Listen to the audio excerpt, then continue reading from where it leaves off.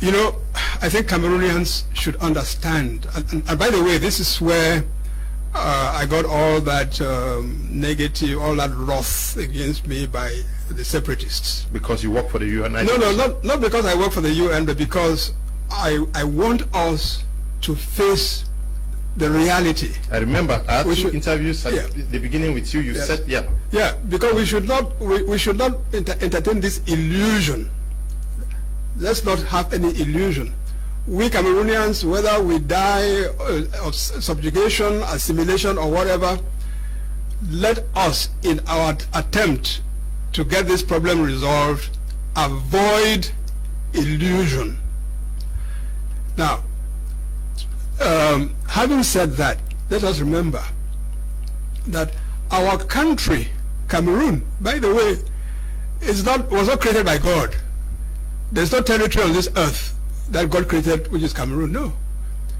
We have our chieftaincies, our kingdoms, and all of that. Okay? And then what happens in 1984? Some people 1884. Sorry, 1884, thank you very much. Some people sit in Berlin. You and I are not there. Our ancestors are not there. They sit in Berlin and they decide that this group of kingdoms, chiefdoms, which represent our real selves, should be grouped together, carved into one unit, and handed to a country called Germany.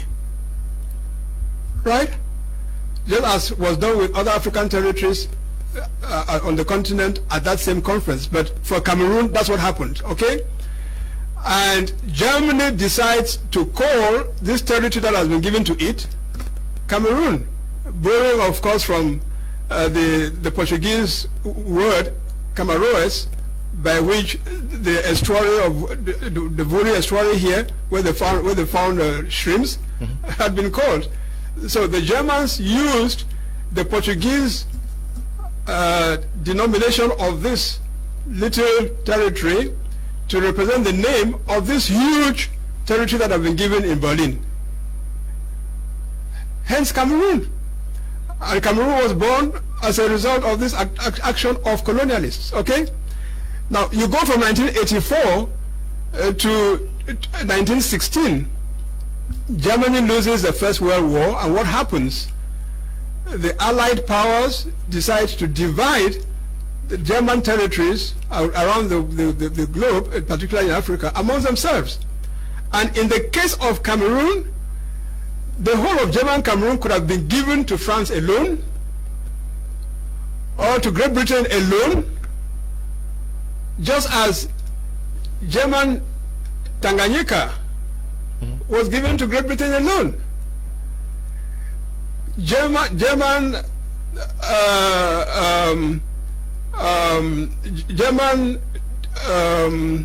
What are these other German territories like Namibia? So then called Southwest Africa. No, it was given to British. It was given to the British. So Cameroon could have been given to just one of those two. But again, they colonialists, victors in the war, decided that they will divide that German possession of Cameroon into two. A small part, Britain said, I want just a little bit because I want a bit more access to the sea. Give me, I'll just take a little. I have my Nigerian territory there. Just give it a little more, and I will have more access to the sea. And France took the rest, or was given the rest. This was a creation of the colonialists. Britain went on to divide its own territory into northern Cameroons and southern Cameroons. Again, a decision of the colonialists. Germany loses the Second World War. The League of Nations is replaced by United Nations. The League of Nations mandate system is replaced by the United Nations trusteeship system, and within that system, Southern Cameroons is given to Great Britain to administer as a trust territory. French Cameroons is given to France to administer as a UN trust territory. Now, I'm tracing all of this because I'm getting us to where we say, why can't we go back to the UN? Now, the UN decides to decolonize colonized territories, regardless of the technical name, a trust territory, a colony, and all of that. And in the case of Cameroon, for French Cameroon, there is no problem. The UN decides as to end the trusteeship agreement by granting independence to French Cameroon, as it did to practically all the other territories. Okay, when it comes to British Southern Cameroons, the British recommend to the UN that this territory is not viable to stand on its own.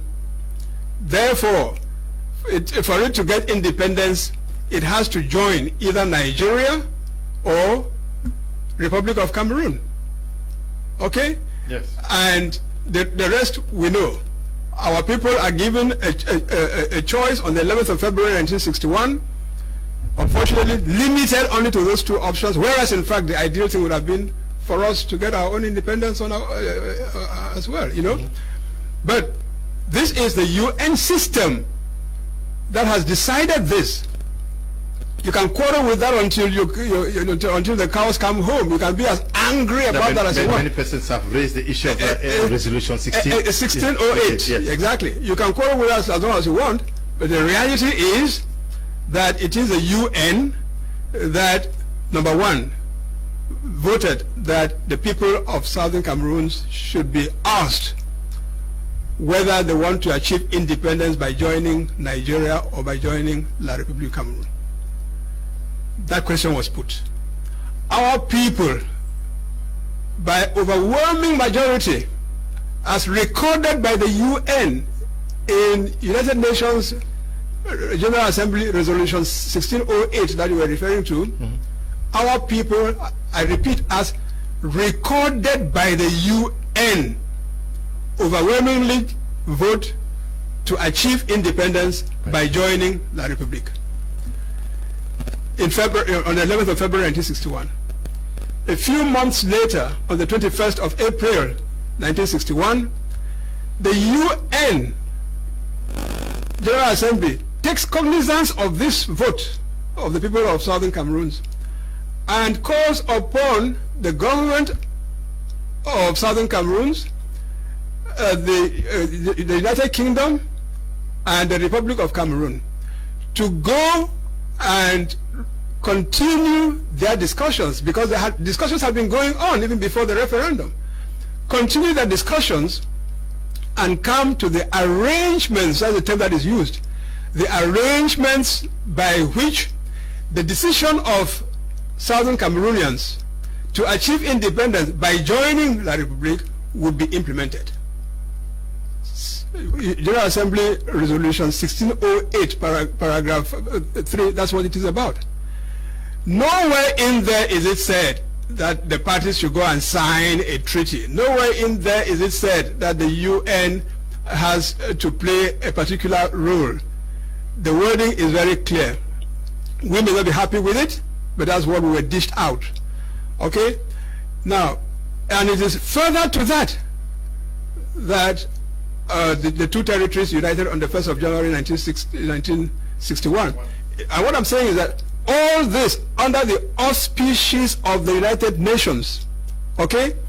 And the United Nations, the trusteeship system under which we were placed in trusteeship with the United Kingdom has ceased to exist.